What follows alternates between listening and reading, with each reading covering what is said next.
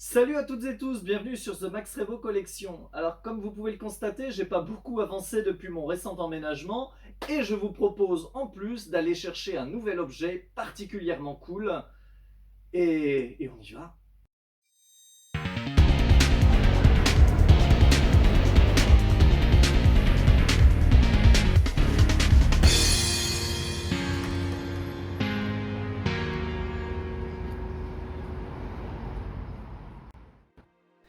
Et voilà le goodies mystère que je devais récupérer. Il s'agit du sabre laser Force FX de Dark Revan et maintenant je vous propose de le découvrir en review.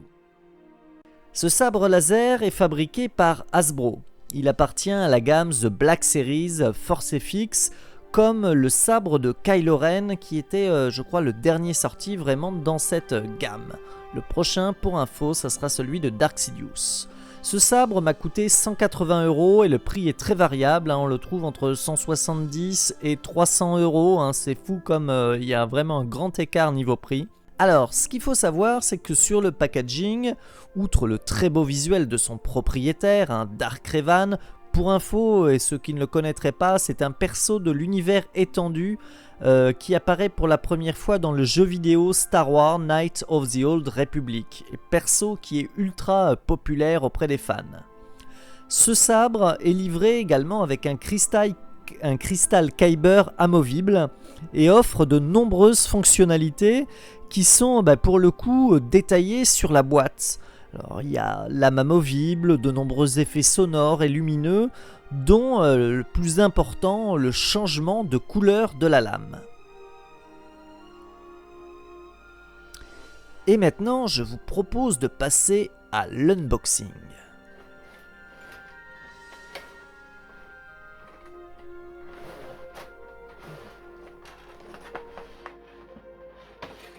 Bon, et jusqu'ici, rien de bien extraordinaire, le sabre et tous les différents éléments sont protégés dans leur écrin de plastique. Et il y a une petite notice explicative qui va effectivement détailler les étapes du montage. Ça sera très bref, je vous rassure, et les différentes fonctionnalités de ce sabre.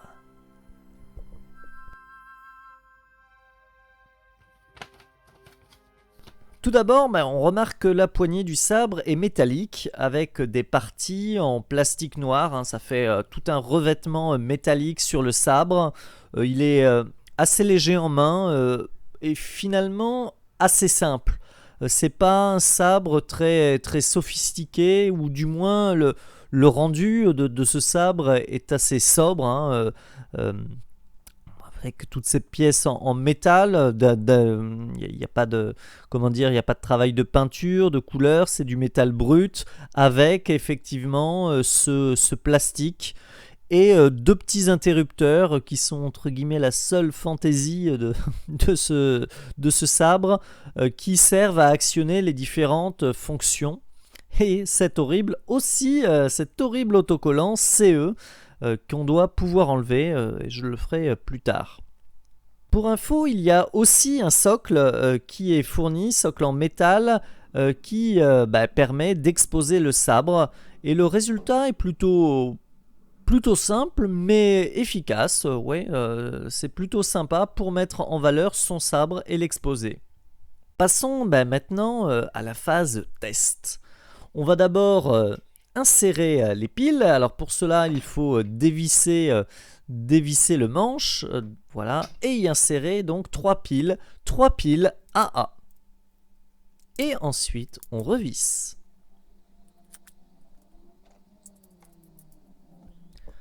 De l'autre côté, il va falloir faire la même chose. Alors les griffes en bout de sabre s'écartent pour que l'on puisse justement insérer le cristal ou la lame. Alors pour info, c'est vraiment l'un ou l'autre. On ne peut pas insérer le cristal Kyber et la lame. Voilà, il faut choisir. Alors si on commence par le plus simple des deux, le cristal. Donc une fois activé le sabre, le cristal s'illumine. Bon alors, quand il est à l'intérieur, c'est pas très impressionnant, on ne voit pas trop ce qui s'y passe. Mais pour le coup, une fois qu'on dévisse, on peut ressortir le cristal de son écrin et ce dernier brille encore, donc soit en violet ou potentiellement en rouge lorsqu'on a changé la lame de couleur. Bon, alors le cristal fait plutôt assez plastoc, hein, surtout que, entre guillemets, il est prisonnier du mécanisme en plastique.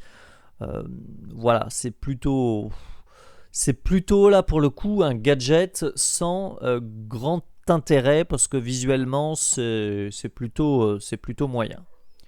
Maintenant, la lame, là, c'est quand même quelque chose de plus impressionnant et bon, pour un sabre laser, c'est un peu un basique.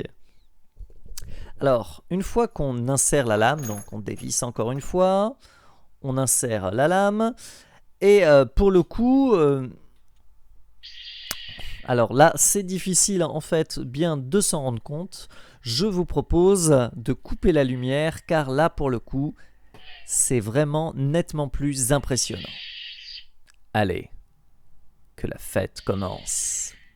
Comme vous le voyez sur ces images, effectivement, de nuit, on se rend vraiment compte de la réussite des effets lumineux. Donc, cette lame qui s'allume progressivement, les impacts de blaster. Donc, vous avez donc un second petit bouton qui actionne ces effets.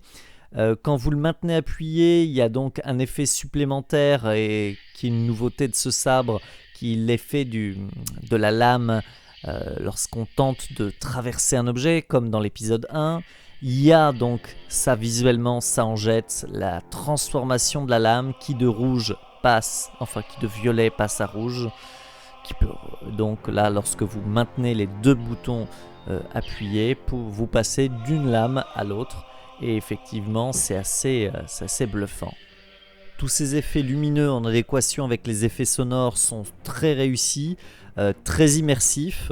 J'aime beaucoup cet ajout là effectivement du changement de couleur de la lame quand on cherche à passer la porte. Et autre point positif, la lame n'est pas fragile, on peut donc taper, interagir avec son décor, son environnement pour des effets assez réalistes. Et vraiment, on se prend au jeu. À la fin, j'étais un Jedi, quoi.